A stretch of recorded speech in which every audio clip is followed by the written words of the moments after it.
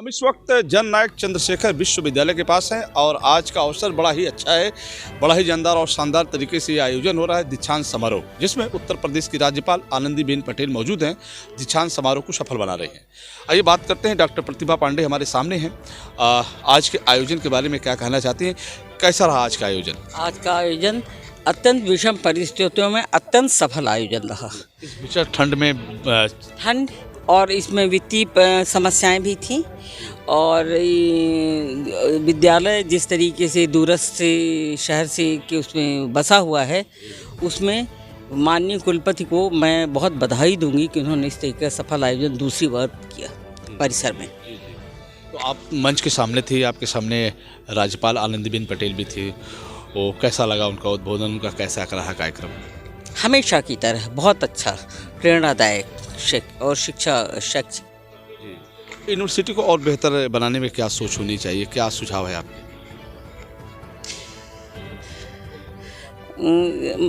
यहाँ यूनिवर्सिटी की मैं एकेडमिक डायरेक्टर भी रह चुकी हूँ और इस यूनिवर्सिटी को बेहतर बनाने के लिए परिवहन की समस्या, यहाँ यूनिवर्सिटी है, अपॉइंटमेंट्स हो चुके हैं 28 से अधिक हर सब्जेक्ट में, फीस कम है और लेकिन छात्र यहाँ पहुँच नहीं पाते हैं क्योंकि कोई परिवहन का उत्तम साधन नहीं है। बस 2 चलती है सुबह और शाम निश्चित, उसमें सभी छात्र पहुँच नहीं पाते हैं। हमें लगता है कि जब आपका यूनिवर्सिटी पूरी तरह से तैयार हो जाएगा, बिल्डिंग भवन सब बन जाएंगे, तो जिला मुख्यालय से 8 से 10 किलोमीटर की दूरी ये तय कर रहा है ये यूनिवर्सिटी, हो सकता है कि संसाधन भी बढ़ जाए। हाँ, निश्चय ही बढ़ेंगे। अब विगत 2 सालों में पर्याप्त बढ़े भी हैं और छात्र संख्या में भी बढ़ोतरी हुई है।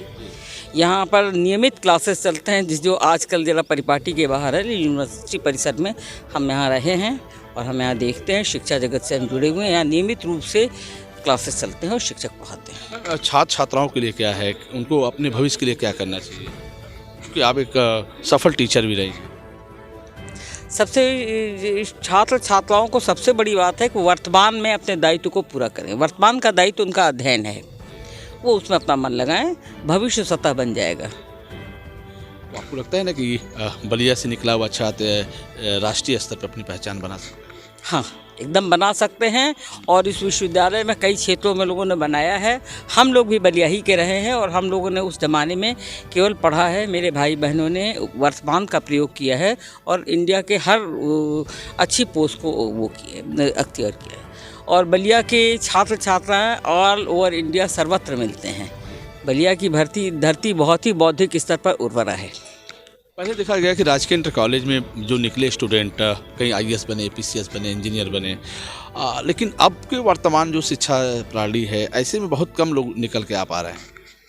इसका कारण कुछ शिक्षक होते हुए कहते मुझे झिझक लग रही है, लेकिन सत्य तो ये है, शिक्षकों द्वारा भी दायित्व का अनुपालन न करना, नियमित रूप से शिक्षा में पढ़ाने न जाना, छात्रों पर ध्यान न देना और दूसरी बात है जनसंख्या वृद्धि भी इसकी कारण है। एक क्लास में जहाँ 40 स्टूडेंट्स होते थे, वहाँ 150, 200, 250 रहेंगे तो टीचर उसे मैनेज भी नहीं कर पाएगा। तो पहले संसाधन कम थे, अब तो संसाधन भी बढ़ गए। पहले इतना कहाँ सुविधाएं थी? पढ़ने वालों की संख्या कम थी। हम जिस ज़माने में मैं पढ़ती थी, GGIC में देखिए लगभग 60% क्लासेस में बेंचेस टूटी हुई हैं, वहाँ बैठने की जगह नहीं है और कैपेसिटी से अधिक जो है तो छात्र छात्राएँ हैं, तो कैसे टीचर मैनेज करेगा? उसके लिए क्या होना चाहिए फिर? उसके लिए संसाधन करना चाहिए और शक्ति दोनों लेवल पर होना चाहिए। थंब इम्प्रेशन का जो छात्र छात्राओं और शिक्षक दोनों के लिए अनिवार्य होना चाहिए। तभी उपस्थिति पूर्ण रूप से होगी। उपस्थिति शिक्षक की भी होगी और शिक्षार्थी की भी होगी, लेकिन शिक्षक इसका विरोध कर रहे हैं। क्यों? हमें नियमित रूप से काम करने आना है। यदि मेरे मन में कोई पाप नहीं है तो हम क्यों इसका विरोध कर रहे हैं?